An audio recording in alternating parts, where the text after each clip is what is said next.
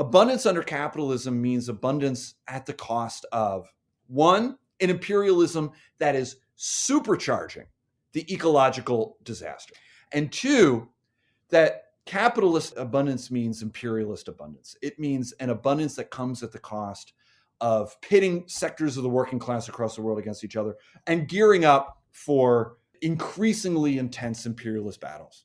Whatever it means to point to an abundant future, an actually abundant future, an actually green future, in other words, means overthrowing the system.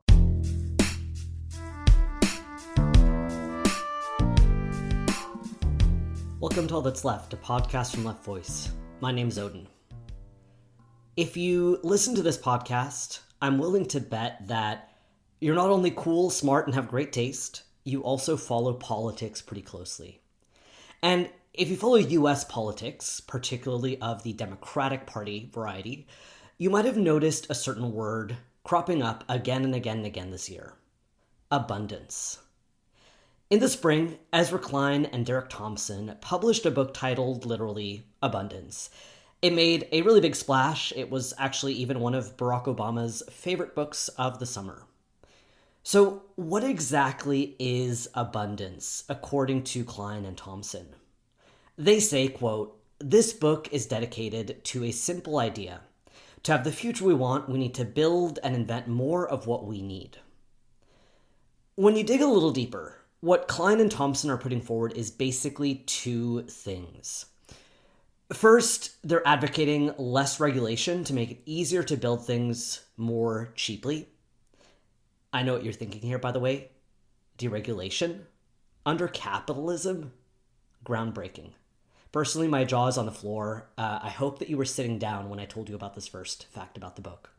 The other thing they're advocating is more aggressive state intervention into the economy to help direct investment toward things like high-speed rail, housing, and energy.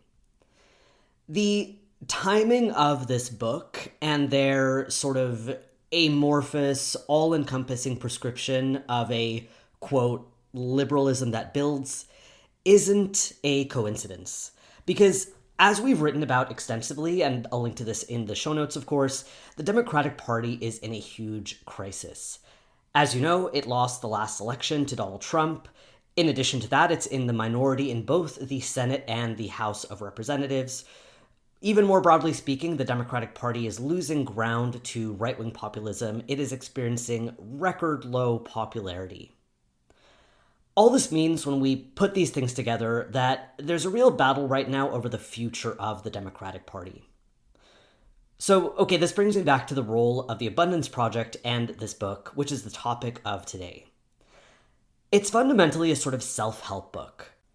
It's a roadmap to renew faith in the party, to bridge the expanding gap between the Democratic establishment and the electorate. And it's also a roadmap to try to tackle the threat of China, which is, of course, the main competitor to US imperialism. In this sense, we can see abundance for what it is at its core. It's not just a project to rebuild US capitalism, it's also a project to strengthen US imperialism. So, okay, that's abundance in a nutshell. But would abundance work? Can Ezra Klein and Thompson's policy proposals actually fix what ails the United States? Can it lead us to a plentiful utopian future? You probably already see where I'm going with this, but the answer is, of course, no, it can't. This book is actually a symptom of a much larger and deeper set of problems related to the slowdown of capitalism, which, incidentally, is also the context of this sort of imperialist jostling between China and the United States. And the book, of course, is also a symptom of the death of neoliberalism. For years, there's been a slowdown in both productivity and profitability, as we'll explain in more detail today, and with fewer and fewer areas for profitable investment, there's much more investment in things like the stock market and financial speculation, or, say, data centers as part of the AI bubble. These are structural problems related to capitalism and to the weight of capitalism and neoliberalism's success. These problems are not just like a series of bad policy choices or like mistakes or something that Ezra Klein and Derek Thompson's proposals could magically undo. And I also actually, on this note, want to be clear about something else, which is that Ezra Klein and Derek Thompson's prescriptions are utopian.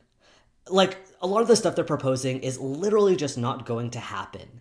They don't contend with the many ways in which how the system works today is structural. It looks like this for a reason. So, for example, there is no universe in which capitalists and corporations would, for example, remove bottlenecks to make housing and transit cheaper and more affordable, if doing so would interfere with capitalists' profits. So, completely utopian. But this is not the Negative Nancy show. I'm not here to say we will never have nice things and we just have to suck it up. We're not arguing that, abundance is impossible, the working class is destined to suffer and live a life of scarcity. In fact, in this episode, we're going to argue the opposite. Abundance is already everywhere. It's just abundance for the bourgeoisie. It's abundance for the very wealthiest people in society in particular, at the expense of workers and the oppressed. I mean, just look at the way, like, Jeff Bezos and Elon Musk live, for example. It's just, the thing is, Klein and Thompson's abundance project hinges on even more immiseration for the working class. Behind all of what they're proposing, basically, is more exploitation. It requires workers to work harder, work faster, to generate more profits for capitalists, not to mention the ecological devastation that also kind of underpins a lot of what they're proposing. And so, all this to say, the working class needs to reject Klein and Thompson's and capitalists' recipe for abundance. But there's also good news here. The crisis that this book is trying to address is actually also an opening for the working class, which holds the key to abundance. We, the working class, we make society and the economy run, and that means that we can fight to create a truly abundant world, which is one without private property, one where there's no exploitation and no oppression, one without borders, and one where our plentiful resources are distributed not directly into the coffers of Elon Musk, but to each according to their need. In other words, we hold the key to an abundant socialist society. But to do that, it means we need our own organizations, and it means refusing to be shepherded back into the Democratic Party, refusing to be tempted by the capitalist abundance agenda. To discuss this, I'm joined by my comrade, Jason Koslowski. He's a college professor and a rank-and-file union member in Philadelphia, and, as you may have noticed on this podcast, also kind of my go-to economics correspondent. He is one of two authors of an excellent review of the abundance book titled The Reactionary Patchwork of Abundance. I'll link to that in the show notes, but this is part of the magazine section of our website. This is the section where we publish our deeper, more long-form pieces. I'll link to the latest issue in the show notes, but I highly recommend that you check it out. If you want to support Left Voice, perhaps with a monthly donation or just like a one-time donation, you could go to patreon.com/leftvoice. Follow us on social media where we use the handle left_voice. We would also love for you to leave us a nice little review on Apple Podcasts or Spotify. That really helps the show. And of course, share it with your friends and your comrades. Here's my interview with Jason. Jason, welcome back to the podcast. It's always nice to be here. I'd love to start by talking about a sort of definition of abundance, because although we're going to be critical in this episode of the Abundance Project, I do have to hand it to Ezra Klein and Derek Thompson in the sense that I think abundance is a really great marketing term, because it's like, who doesn't love abundance? Who doesn't want more good things in this world? As socialists, in some ways, don't we want more good things in the world? But let's kind of get this term straight before we start. What exactly is abundance? Can you talk about sort of the core pillars of Klein and Thompson's abundance agenda I'd love, in particular, some examples of like what would Derek Thompson and Ezra Klein like to see happen in the United States. Okay, so abundance is fascinating, and it's really weird. As a first pass, we can say that what abundance means is profoundly unclear. It's what we would call something like, Levi Strauss or Chantal Mouffe would call like an empty signifier in a way. It is a way of naming a set of debates, discussions, rather than naming anything that's super duper clear. Now, for Thompson and Klein, they give it a bit more kind of specificity, and they mean a liberalism that builds. And okay, what they seem to think is there's a set of problems that they want to address. They think that there's this issue happening now that's fueling the rise of populism, the rise of Trumpism, the crisis in the Democratic Party. And it's something like there's not enough affordable stuff for everyone. And they have two, and as far as I can tell, exactly two solutions. One, less regulation. Cut through the red tape to make it easier to build things more cheaply, more available goods, commodities. And two, more aggressive state intervention in the economy to help direct investment. And it really is not any more complicated than that. They point to things like California and they say there's all this red tape around rail in California that has made kind of building high-speed rail like the kind that you have in China, and we'll come back to China, not happen. And so all these regulations and these not in my backyard battles across California that have kind of stymied the building of this high-speed rail. So they're saying you need a way to cut through the red tape. You need to stop these kinds of battles over high-speed rail so it can just get built. You need the state to be able to fund, sort of direct funding to make sure it can be built quickly and cheaply and all that stuff. Now, an attentive and not so attentive listener will note like 1,000 problems with this story, not least of which is regulation really the problem? Why is it that these sorts of things have not been built, and so on and so on. And we'll get into all of that, but that's more or less what they're talking about. I love what you're saying about I guess you could call it like a certain emptiness around the concept of abundance. I almost feel like it's a sort of Rorschach test in a way. Like, you see what you want to see in the abundance agenda, which gets to, I think, why it's able to appeal to so many people. Like, it's interesting that also people a little further right have started to take up this mantle of abundance. I noticed that Elon Musk, for example, has also been using abundance. I think he recently used the term sustainable abundance to talk about, like the glorious future of his humanoid robots, robotaxis, self-driving cars, things like that.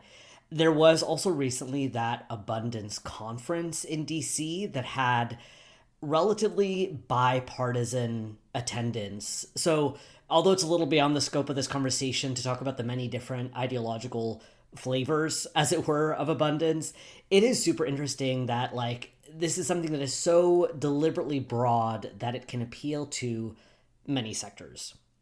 That said, the timing of this book is not a coincidence. I mean, it's an easy read. It's like a well-written book by Ezra Klein and Derek Thompson, who are already pretty influential in like democratic and sort of centrist circles.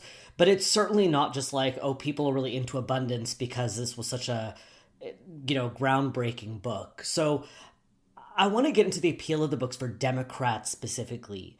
You write in your article that by taking up the call to abundance, Klein and Thompson are playing a key role in trying to step in to provide direction to the ongoing crisis of the Democratic Party. And so, despite the appeal, like I was saying earlier, of abundance to many different sectors, it's undeniable that this is really meant to be a sort of self-help book for the Democrats at this moment. So, what exactly is the crisis of the Democrats? Why do the Democrats in particular need a new agenda at this particular moment in time? Why does abundance appeal so much to the Democratic Party? We're looking at a Democratic Party that's in some kind of disarray, and we see it after Trump's winning two elections. The party has for so long embraced a neoliberal common sense. We saw Hillary Clinton more or less running a neoliberal old school playbook against Trump in 2016. The party organizing to make sure that Bernie stays out of the main election, both in 2016 and 2020. And then we see Biden drop out of the race more recently, and then Harris runs something like a neoliberal playbook, and this is just not working. So we see this rise of right-wing populism, and now the party is asking which direction forward. There's more than one competing vision. On the one hand, we've got Zoran Mamdani, and his victory is electrifying. He's obviously standing at the top of a wave of anger and frustration and energy, but at the same time, he seems to kind of be offering a potential lifeline to the Democratic Party that at least some in the party, it seems to me, are deeply skeptical of, right? He got the endorsement of Hochul, which is the governor of New York. Schumer, of course, the senator from New York, famously refuses to endorse him. There's a lot of worry about what this guy is going to do. He's calling for higher taxes on the rich. He's calling for higher corporate tax, free buses, free childcare, this kind of stuff. On the other hand, you've got these other competing visions in the Democratic Party. Gavin Newsom, you've got a push for anti-wokeness. What exactly is the pathway forward? And this is where I see Klein and Thompson kind of stepping in. They're throwing this book into the kind of crisis of the Democratic Party, and you can see its appeal lies in this kind of emptiness that more corporate types in the Democratic Party can kind of see what they like in here, right? But more progressive types can kind of see what they like in here. And so it becomes this kind of empty signifier to try to kind of bring consensus into this fractured Democratic Party. And so they throw this book in here as a way of taping over these cracks in the Democratic Party and saying, there's a way forward. Yeah. If we focus on this idea of abundance, if we focus on this idea of affordability, then there's going to be a way of competing on the terrain that Trump has been marking out, that right-wing populism has been marking out.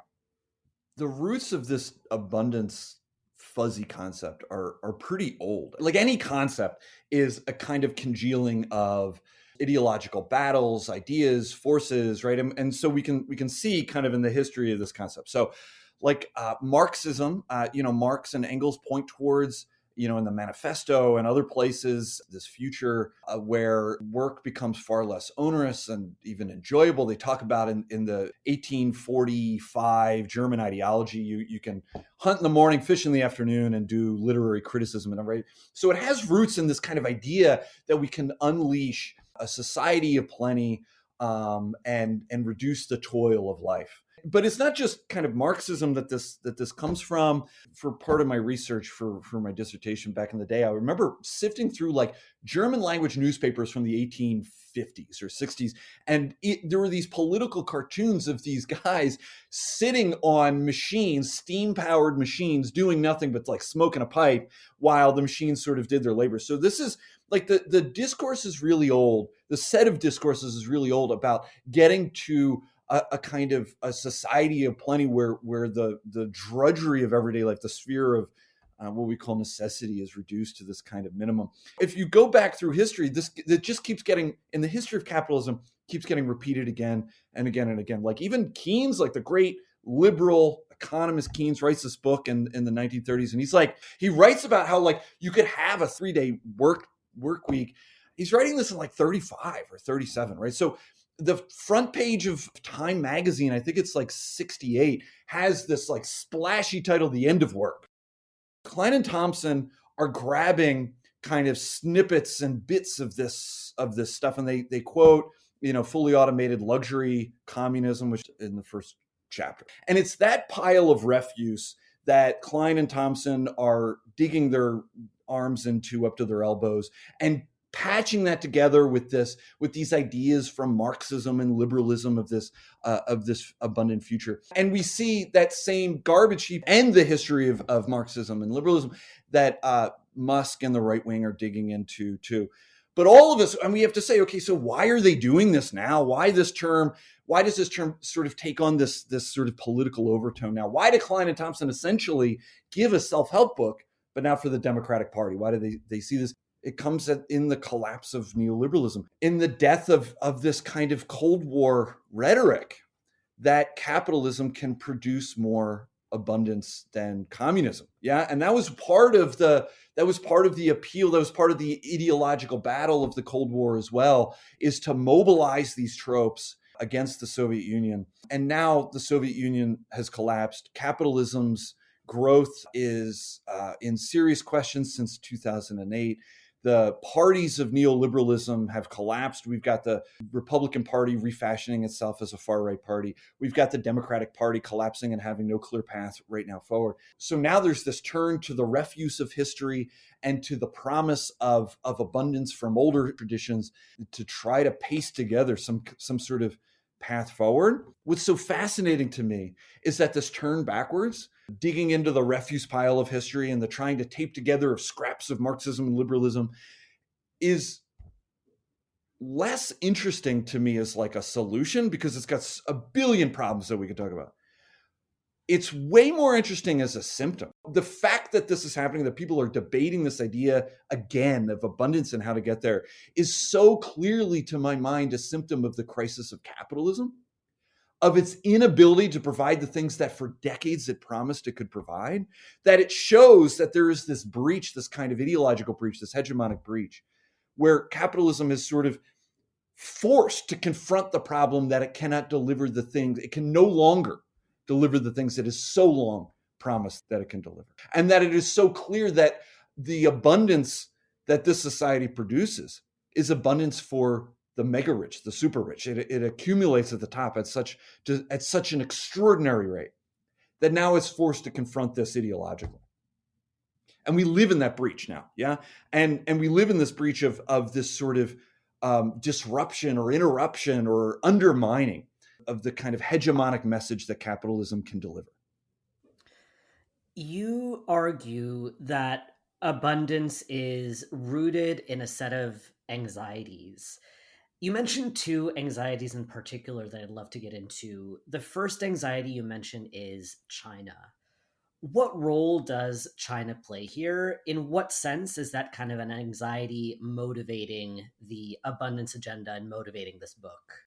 One of the things that's so fascinating is that China is all over this book. One of the major examples that Klein and Thompson are pointing to, okay, we need abundance, you got to cut regulation, you got to have more aggressive state intervention in the economy to help direct investment. When they're talking about rail in California, they're comparing it to China. At the beating heart of this book is the question, how does the United States compete as an imperialist power against China?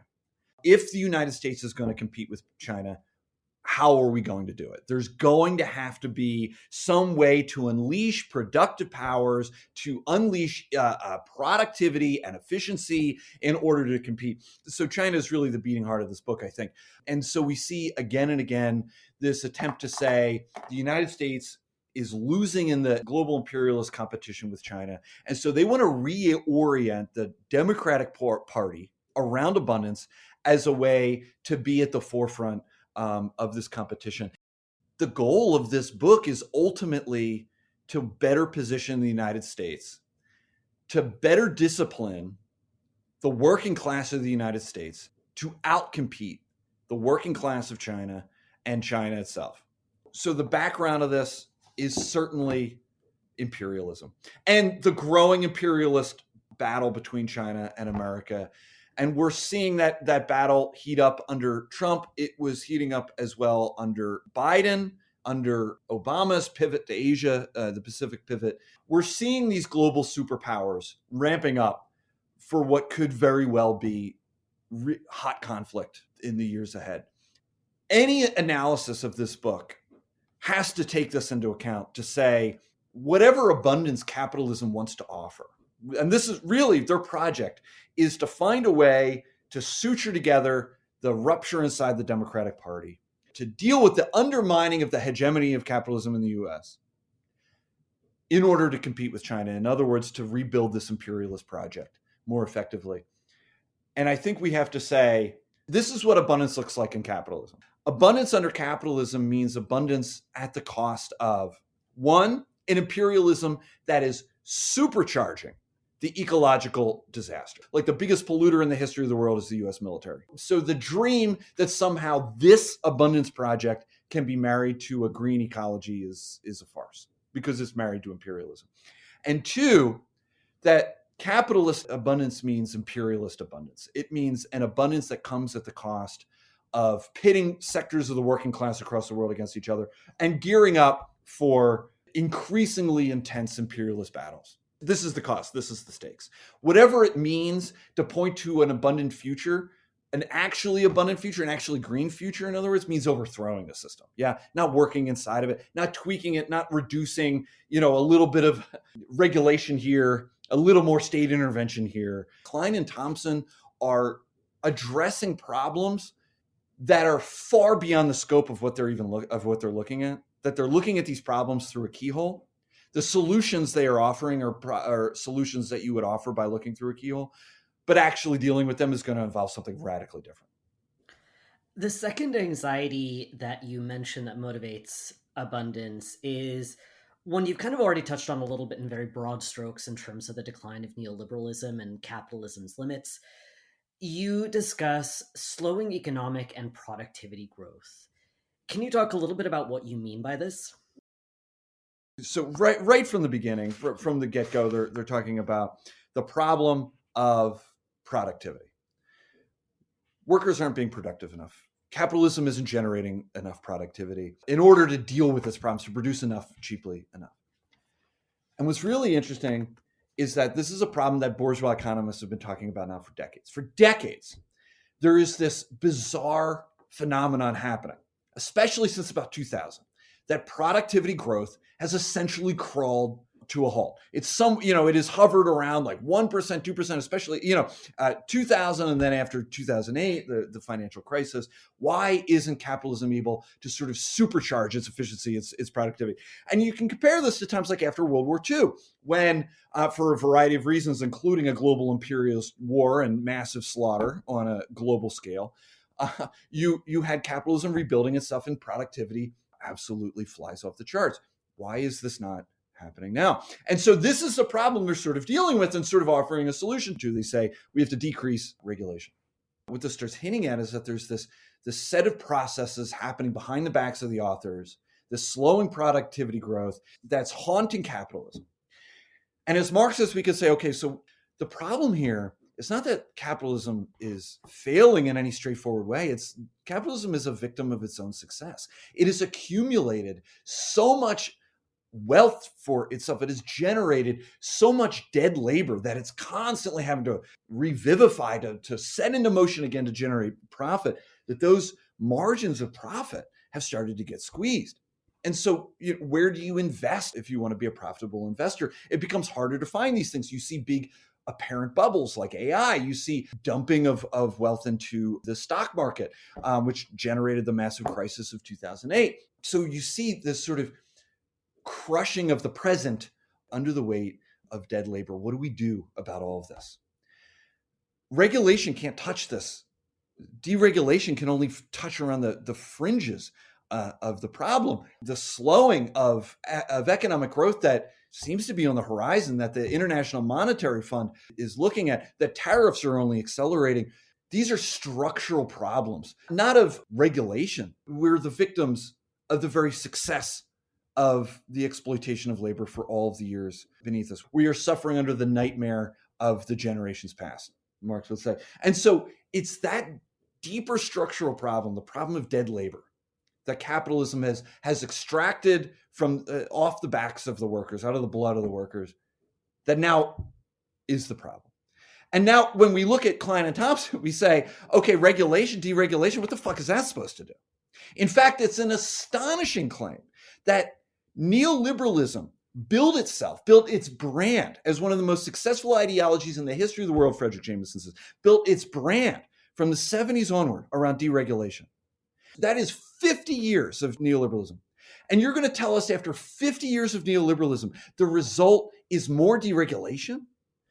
And when we put it in this context, the astonishing poverty of this solution, I think, can really start to strike us. On the topic of their solutions, you have this really great line in your piece that stuck with me where you say that Klein and Thompson's book is an expression of anxiety wrapped in utopia. And I want to dig into this notion of utopia and actually talk about their proposed kind of solutions and policies, because to maybe simplify it a little bit, they seem to be saying that we just need to, cut regulations, like you said, cut red tape for example, housing developers, and that would help make housing more abundant. Or we, remove bottlenecks from having things like high speed rail. And if we solve these bottlenecks, then, finally we'll have high speed rail, we'll build stuff, things will be abundant.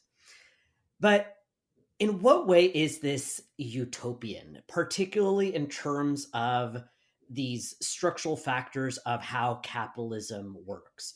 Why are their solutions not realistic? First thing I'll say is, like, this book is so weird. First of all, this book opens with a utopia. I mean, utopia in like the old school sense. The cover of the book, too, right, is literally... The cover of the book is a planet out of which is carved a futuristic city. Okay. Yeah. And I'm going to come back to that because it is an astonishing image that, like, I cannot believe no one noted. Okay. But we'll come back to the image in a second. The book begins with like an old school utopia. You open your eyes at dawn and turn in the cool bed sheets, a few feet above your head, affixed to the top of the roof, a layer of solar panels, yada, yada, yada. Okay. And then we've got like these hydroponic skyscrapers. And first of all, this is more or less plagiarized from a 19th century. Now it's in the public domain, so I guess it's not plagiarism anymore. But like, there's this book from 1888, I think, 5 years after Marx dies. There's this book by this American, Edward Bellamy, called Looking Backwards. And if you look at that book, it is like very, very similar. Okay. So it is old school utopian in that kind of narrow sense of the term. And so the book is using this kind of utopian imagery to say, okay, this is what could be unleashed by deregulation and a little more government intervention in like how things are invested. Let's talk about utopia. There's utopia and there's utopia. So Marx and Engels are really interesting on this term. And in a very strange way, they are not exactly anti-utopia. And let me say what I mean. So in 47, when they're writing the manifesto, there's this section on the utopians, and they actually, like, throughout their life, they have kind of a lot of respect for like the big three. So Charles Fourier, it's Robert Owen, who's a Scottish dude who starts a utopian society in New Lanark. And then you've got Saint-Simon, another French guy. Part of the genius of these guys, I think, and what's so interesting, the way they sort of reorient our view of utopianism, is they're not saying like utopianism good or bad.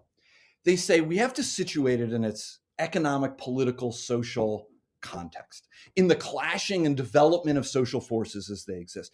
And so when these ideas come about, when you get Fourier, when you get Owen, when you get Saint-Simon, these guys are all writing in the early 1800s, you don't really have a social force existing at the time to radically change the world.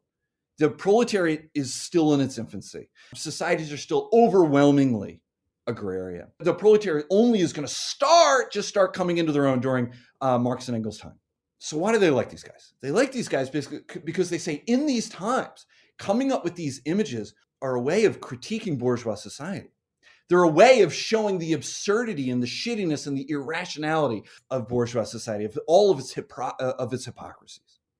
They view themselves as kind of the inheritors, but they say like, well, what's different for us is that the situation has changed. Now, all of a sudden, being born in the heart of this barbaric society is a force that can actually overthrow it and actually in its heart, create something completely different, create communism, create socialism. And so they say at this stage, and when they're writing in 47, they say at this stage, now those old images, they served a role. We are the inheritors. We are the progeny of these great thinkers. But now if we kept holding on to their ideas, they would be a fetter, right? Ideas like society have means and forces of production. And so, means and relations of production. And so like these old ideas would become kind of a fetter on the production of new ideas of real socialism, of the force that could actually burst open the society and create something else. Yeah. Pull the emergency brake of history. So like they have this complicated love-hate relationship to utopianism. And I think we have to kind of say something similar. Today, What role does the utopianism of this bizarre abundance book play? And I think we have to be like Marx and Engels. We're not anti-utopianism sort of totally. There's times and places where it plays, I think, as Marx and Engels will say, a progressive and interesting, a radical, critical role. But look at what Klein and Thompson are doing. And they essentially are promising that a utopian future is not inconsistent with, it is not contradicting, it can live next to and can thrive under an imperialist capitalism. And in fact, imperialist capitalism that can be deregulated, that an American capitalism that can become better at competing with China, is a world where you can open your eyes at dawn and turn in the cool bed sheets and everything is flying cars. This is utopian in the bad sense, that it is grabbing onto this piece of the past, throwing it into the present, essentially holding back what could really and should really radically happen. Like you have Lenin in What Is to Be Done. In the last chapter, What Is to Be Done, he has a sentence that I think I could not believe was there, but I think is fascinating. He says, we should dream. He says we have to dream bigger. And that's Marx's point about utopianism as well. The fantastic ideas of the past, as society develops in different ways, actually become less radical. They don't see the radical possibilities that are actually there. And I think we have to say the same thing of Klein and Thompson. Their idea, is for all their utopianism is not only not radical, it's kind of absurd. The idea that we should deregulate. We have to dream bigger. We have to dream much bigger. We have to dream in a way that we say, look at the social forces we have around us. Instead of trying to repair the Democratic Party, we see people flooding the streets for Palestine. That's historic. We see thousands and thousands and thousands of people voting for someone who calls himself a socialist. We see a capitalism collapsing the ecosphere around us and leading us towards what could very well be another massive global imperialist slaughter in war with China. It's time to dream a little bigger, right? The utopian dream that we get here is small fish compared to the actual strategic tasks that face ourselves now. How do we organize a working class, not so that we can fight China, so that we can build an actual international working class, right? How do we build the forces that can actually stop the ecocide? That's where we need to be. And it's those strategic tasks. When Marx is looking at Fourier and Saint-Simon and all these guys in the past, he says, if we hold on to the past, we're missing the tasks that face us right now. And I think we have to say the same thing. If we hold on to this sort of Edward Bellamy 1888 utopianism from Klein and Thompson, we're missing the tasks that face us in this moment. Breaking from the Democratic Party, actually organizing ourselves, because we don't have a lot of time. Yeah, I think that's such a good point, that this is not a radical agenda. It's kind of just the same recycled stuff. I'd also add, very concretely, that they don't really talk about the opposition that this would face from capitalists, very concretely. One example I keep thinking about is this issue of housing, and that we just need to build more housing, and housing could become abundant, housing could become cheaper and more affordable. But this would also make it much less profitable as an investment. Of course, developers, landowners are not going to want to build more housing if that doesn't return anything on their investment, for example. I think that Klein and Thompson fail to address the fact that scarcity is profitable. Scarcity is beneficial in the system that we live under today. It's beneficial and profitable for the capitalists. Right. It's such a great point, right? That they talk like abundance doesn't exist. And of course it exists. There's abundance everywhere. It's just abundance for the bourgeoisie, for the richest bourgeoisie in particular. And so the reason why this is bad utopianism is in the sense that what about these class forces? At the end of the day, there seems to be a promise in here that abundance will be good for profits. The linchpin for abundance is actually the working class. The promise really being made in here is that the working class can be made more efficient.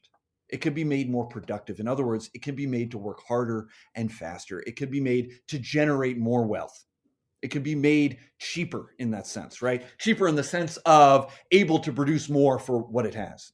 There is no path in this book for abundance without ramping up the rate of exploitation. But it's also, again, what we have to say is this is precisely what capitalism itself has created boundaries to. Precisely because of its overaccumulation, precisely because of the success of the massive accumulation that weighs on our shoulders like a nightmare, precisely because of its massive amount of capital that is set in motion and that this dead labor that weighs on us. Productivity, profitability, these are the things that start to get squeezed. The question now is, it seems to me, as we read this book as workers, as we read this book as the people out of whose hides abundance is going to have to be built, according to these two guys. What do we want?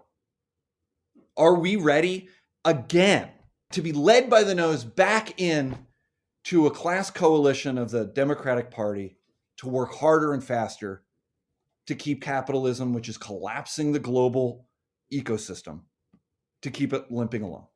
So this book only exists because there's a crisis in the Democratic Party and it's losing elections and populism is on the rise. This book only exists because the Democratic Party's hold on the masses has started to slip.